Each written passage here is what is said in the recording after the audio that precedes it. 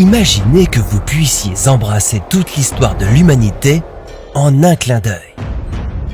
Depuis les premiers pas hors de la boue jusqu'à ceux sur la Lune.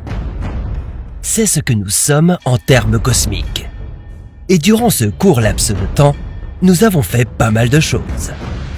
Que verriez-vous si vous voyagiez 1 milliard d'années dans le passé? La Terre a-t-elle déjà ressemblé à une boule de gomme géante? Jusqu'où faudrait-il remonter pour voir les premiers hommes? Et sommes-nous déjà en train de nous éteindre? Voici Essie, et nous nous demandons ce qui se passerait si vous remontiez 1 milliard d'années en arrière.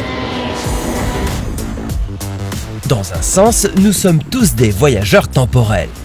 Nous voyageons dans le futur à la vitesse d'1 seconde par seconde. Mais si vous voulez reculer dans le temps, vous devez aller plus vite que la vitesse de la lumière. C'est ce que dit Einstein.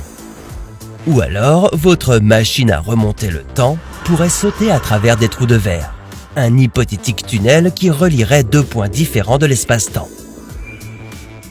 Quelle que soit la façon que vous choisissez pour traverser le fouillis du temps, vous aurez l'occasion de voir les effets, puis les causes des forces les plus puissantes qui ont façonné notre monde.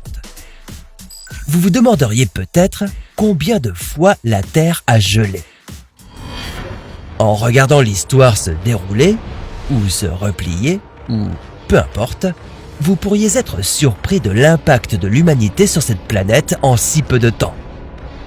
Si l'on commençait en 2021 et que l'on remontait dans le temps, on assisterait à la 6e extinction de masse en direct. Connue sous le nom d'extinction de l'Holocène, nous vivons actuellement l'une des périodes les plus destructrices de notre ère, causée par l'activité humaine. En détruisant les récifs coralliens et les forêts tropicales, les nombreux animaux et plantes qui dépendent de ces écosystèmes meurent avec eux. Selon l'Union internationale pour la conservation de la nature, 67% des espèces menacées pourraient disparaître d'ici 100 ans. Et comme la plupart de ces extinctions ne sont pas documentées, nous ne saurons pas ce que nous avons perdu avant qu'il n'y ait plus rien, voire même jamais. En vous rendant au XVIIIe et XIXe siècle, vous pourriez voir les origines de la pollution créée par la révolution industrielle. Peu à peu, les villes se réduiraient et retrouveraient leurs racines en tant que terres agricoles.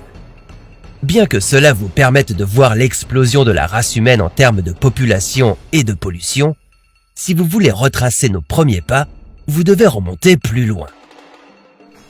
Faites le tour de la planète il y a 200 000 ans et vous assisteriez à l'arrivée de notre espèce, l'Homo sapiens. Revenez 7 millions d'années en arrière, au nord du Tchad, et la plus ancienne espèce humaine connue pourrait passer à côté de vous. Connu sous le nom de Sahelanthropus tchaidensis, ce mystérieux maillon de notre chaîne ressemblait à un singe, mais aurait été le premier à marcher debout. Il semble assez amical. Mais voyagez jusqu'il y a 60 millions d'années et vous verrez les premiers primates émerger des forêts humides d'Asie. Bon, reculez jusqu'il y a 65 millions d'années et vous vous retrouveriez sous l'astéroïde géant qui a créé un événement d'extinction mondiale. L'impact a provoqué un tsunami et rempli l'air de poussière et de débris. Le crash a également déclenché des éruptions volcaniques massives à travers le monde. Le soleil ne rayonnant plus et la terre étant inondée, les derniers dinosaures se sont éteints. Mais sans cet événement, les mammifères comme nous n'auraient peut-être jamais envahi la planète. Retournez 130 millions d'années en arrière et vous verrez les premières fleurs s'épanouir. En remontant 200 millions d'années en arrière, vous assisterez à la dislocation de la Pangée, la masse de terre qui deviendra les continents. Les éruptions de lave seront si massives qu'elles tueront près de 80% des espèces sur Terre.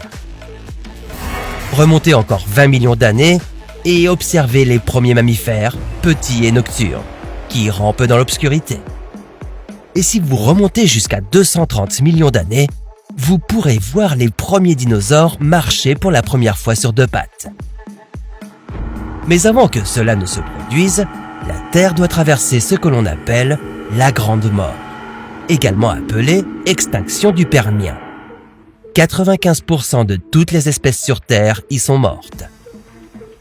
Mais vous pourriez aussi regarder les masses continentales de la Terre se réunir pour former la Pangée. Vous pourriez ainsi vous balader à pied de l'Argentine à la Chine. Il y a environ 375 millions d'années, les choses deviennent intéressantes.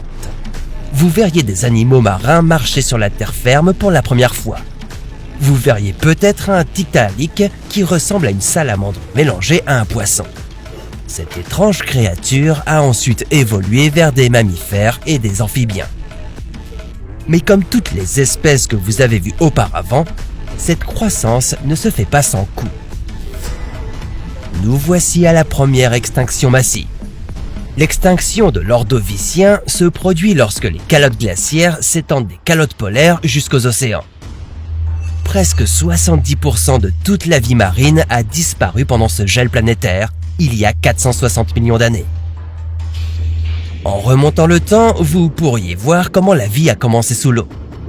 Appelée l'explosion cambrienne, la lignée de la plupart des espèces présentes sur notre planète aujourd'hui peut être retracée jusqu'à cette étape importante. Les scientifiques ne sont en revanche pas encore certains de la manière dont cet événement unique s'est produit. Entre 635 et 850 millions d'années, la Terre a gelé 2 fois. Une fois pendant près de 60 millions d'années et la fois suivante pendant 15 millions d'années. Une théorie suggère que la Terre n'était recouverte que d'une fine pellicule de glace, permettant aux rayons du soleil de s'infiltrer et de planter les graines de la vie en dessous. Mais remontez 1 milliard d'années dans l'histoire et vous serez surpris de trouver... pas grand-chose. À cette époque, des algues rouges forment des spores pour se reproduire. Les cellules commencent à s'assembler pour former des organismes plus grands. La vie sur Terre est microscopique et pas très impressionnante. Mais rien n'a été plus dommageable pour notre planète en si peu de temps que les humains. Mais peut-être qu'au final, ces mêmes humains vont remettre les choses en ordre. Il pourrait y avoir un changement sur notre planète ou dans nos cœurs qui pourrait mettre notre avenir sur un chemin différent. Ou peut-être, comme les dinosaures et les néandertaliens, nous serons simplement remplacés par autre chose. Prenons donc notre machine à remonter le temps et découvrons-le. Et si vous voyagiez 1 milliard d'années dans le futur? Ça, c'est une autre histoire pour un autre « Et si ».